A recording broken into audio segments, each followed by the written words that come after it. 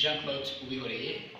I am a student at Kepler University program, which operates in Kigali, Rwanda.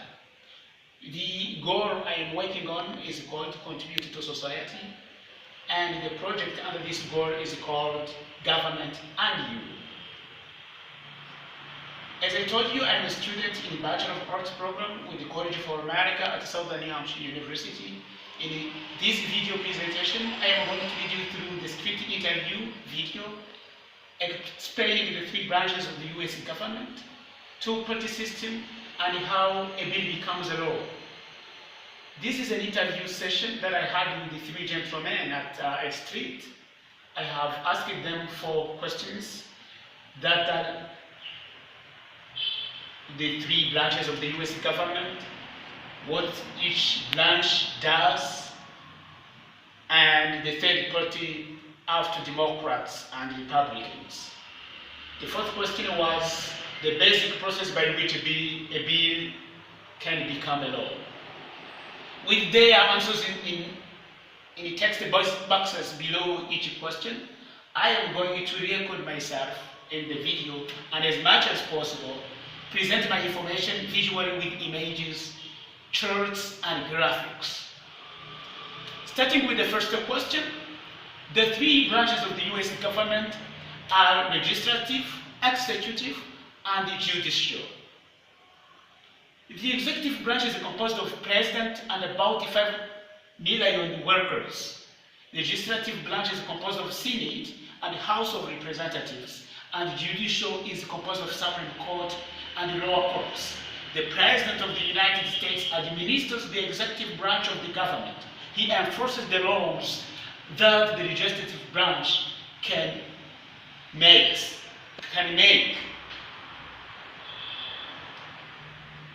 Each branch has got its laws. The legislative branch makes laws under Congress. Executive carries out laws by President, Vice President, and Cabinet. And judicial evaluates laws by Supreme Court and other courts. Speaking of each branch does, we are going to go to this graphic structure which shows that legislative and executive as well as judicial are all under the US Constitution. Legislative makes laws by Senate, House of Representatives, and executive, which carries out laws by the President and Vice President as well as Cabinet. We should keep in mind that Cabinet is nominated by the President and must be approved by the Senate. The Cabinet should be nominated at least by 51 votes. Judicial, which evaluates laws, is composed of Supreme Court and other federal courts. The Supreme Court should be of 9 justices which are nominated by the President and must be approved by the Senate, but with at least 51 votes. How do these branches regulate each other? Each branch of the US government can change acts of the other branches, as I'm going to demonstrate here. The President can veto laws passed by Congress. Congress confirms or rejects the President's appointments, and it can remove the President from office in exceptional circumstances. The justices of the Supreme Court, who can overturn unconstitutional laws, are appointed by the President and confirmed by the Senate. The US federal government seeks to act in the best interest of its citizens through this system of checks and balances. The graphic representation of the roles of each US government is represented below. The legislative makes laws, approves presidential appointments, 2 senators from each state, and the number of congressmen is based on the population. Speaking of the executive signs laws, pardons people, appoints federal judges, and elects 4 years. The executive is elected every 4 years. Almost at the same term period, the US president lasts in an office. Judicial decides if laws are constitutional. Judicial are appointed by the president. There are 9 justices, and judicial can overturn ruling by other judges. Democrats and Republicans are the major parties, but I'm also going to talk about the other third party. The term third party is used in the United States for any and all political parties in the United States other than one of the two major parties, that are Republican Party and Democratic Party. The term can also refer to independent politicians not affiliated with any party at all, and to write-in candidates. These two-party system started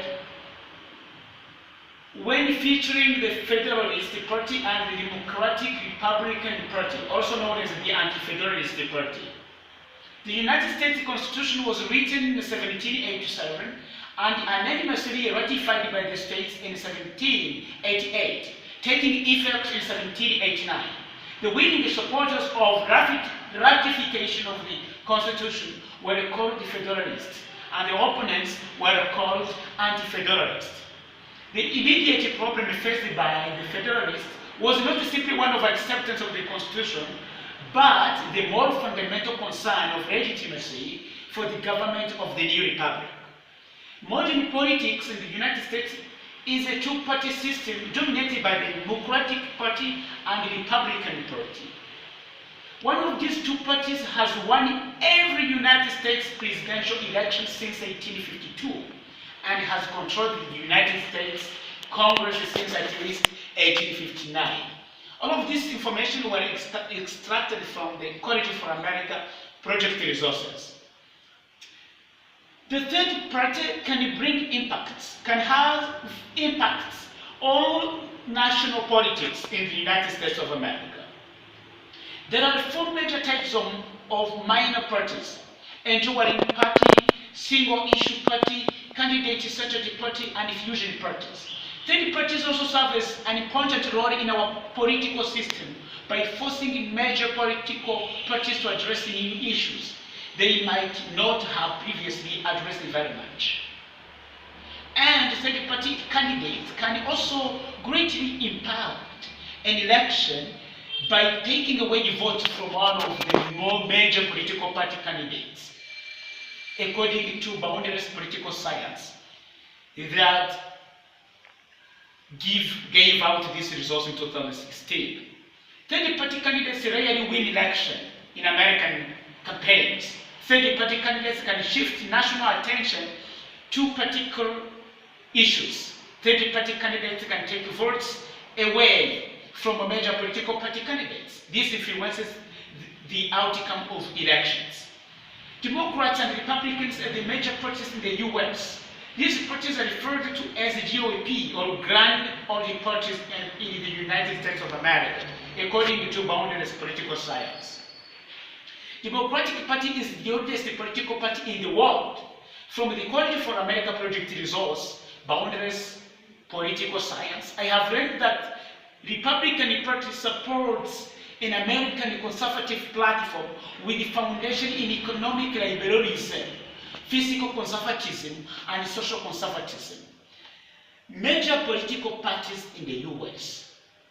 A party that has an independent state organization in a majority of the states is listed as a major party. An independent state organization is not to be confused with the organization of an independent Democrat or independent Republican. Below is the table with the details. Political party, such as the Democratic Party, is located or it operates in 50 states plus District of Columbia. It was founded in 1828. It has no formal title. It was born being Democratic Party, and it is still Democratic Party. It has got international affiliations, which is called the Progressive Alliance.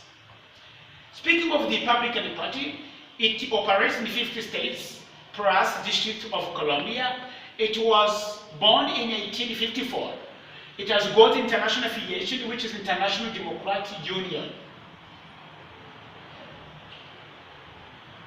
Getting to the basic process by which a bill becomes a law, I would like to tell you that the bill first is born.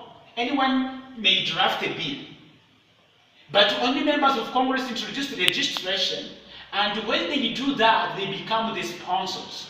The president, a member of the cabinet, or the head of a federal agency propose registration, although a member of Congress must introduce it.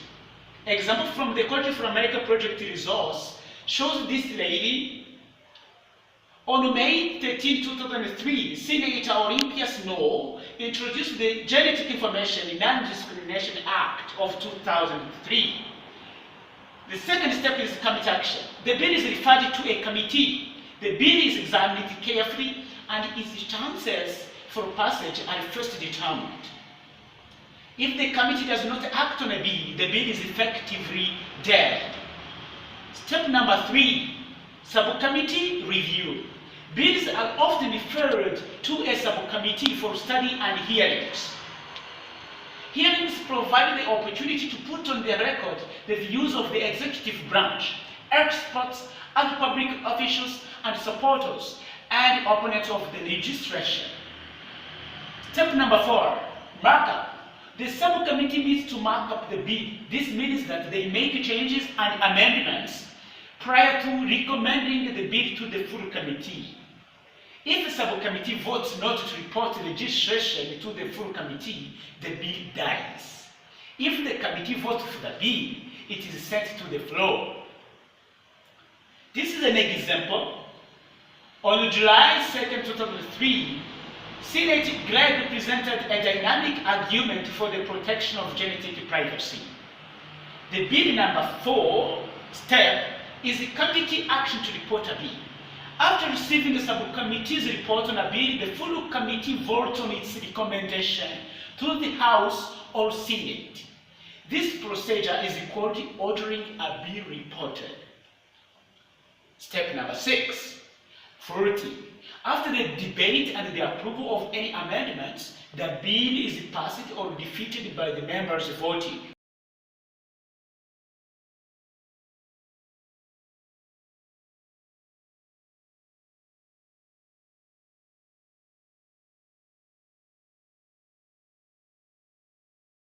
Through committee and floor action, this chamber may approve the bill as received, reject it, ignore it, or change it. Step number 8, conference committee action. When the actions of the other chamber change the bill, a conference committee gets together to reconcile the differences between the House and the Senate versions. If the conferees are unable to agree on the same views, the registration dies. If they come to an agreement, a conference report is prepared describing the committee members' recommendations for changes. Both the House and the Senate must approve the conference report. This is an example of how a conference is conducted by a number of senates discussing of what to do, either to approve the bill or not. Final action is step number 9. After both the House and the Senate have approved the bill in identical form, it is sent to the President. If the President approves of the legislation, he signs it and it becomes law. Or if the President takes no action for 10 days while Congress is in session, it automatically becomes law.